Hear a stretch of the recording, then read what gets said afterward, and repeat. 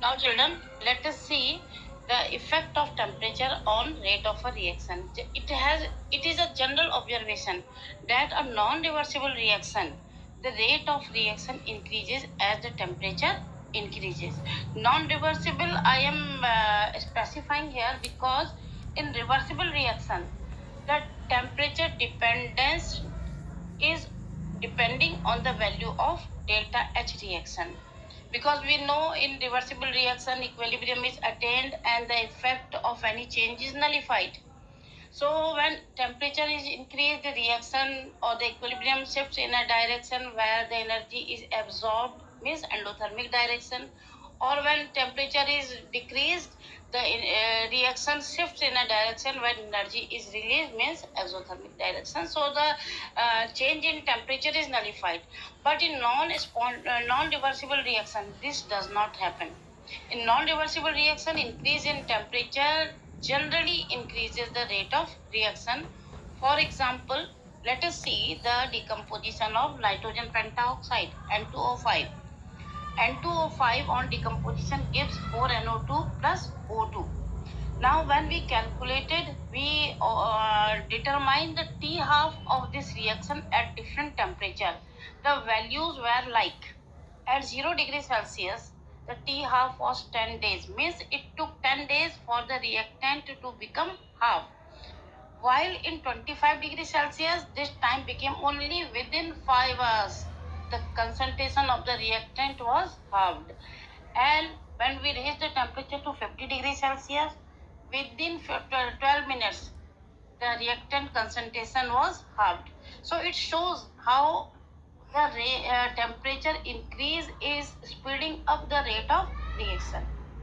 For a chemical reaction, it has been observed that when the temperature is increased by 10 degrees Celsius, like from 15 to 25, 25 to 35, for every 10 degree increase, the rate constant almost doubles. This can be expressed as the ratio of rate at t plus 10 upon rate at t is equal to 2. Is equal to 2. Now, this 2, it is not exact 2. It is approximately 2, maybe a bit less or more. This value is called temperature coefficient. Why there is a rise in temperature that is justified by the two scientists, Van 't Hoff and Arrhenius. Arrhenius finally gave an equation to establish a relation between the temperature and the rate constant. The relation is called Arrhenius equation, which is K is equal to A exponential EA upon RT, where K is the rate constant, A is the Arrhenius factor, also called frequency factor or pre-exponential factor. It is a characteristic of a particular reaction and different for different reaction.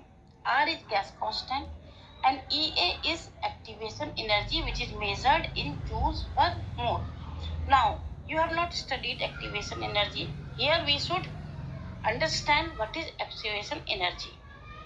So, take example of this reaction where hydrogen is reacting with iodine.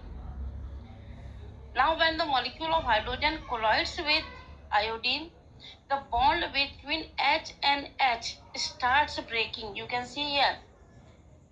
And iodine starts breaking. And the new bonds between hydrogen and iodide starts forming. And finally, a molecule is formed which has partially formed a bond. The bonds are not completely formed. This is a very high energy molecule, is called activated complex.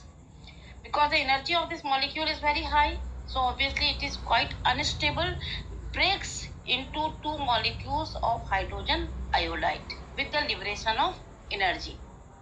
This high energy molecule, the energy of these molecules is less, so the energy is released. Now we have seen that activated complex is a high energy molecule, while hydrogen and iodide, their energies are less. So we have to supply energy to the reactant so that they can form this activated complex. So this energy which is supplied to the reactant so that they can form activated complex is called activation energy. Is it clear? Okay. Now, to next clip, we will see graphically the representation of activation energy and effect of temperature.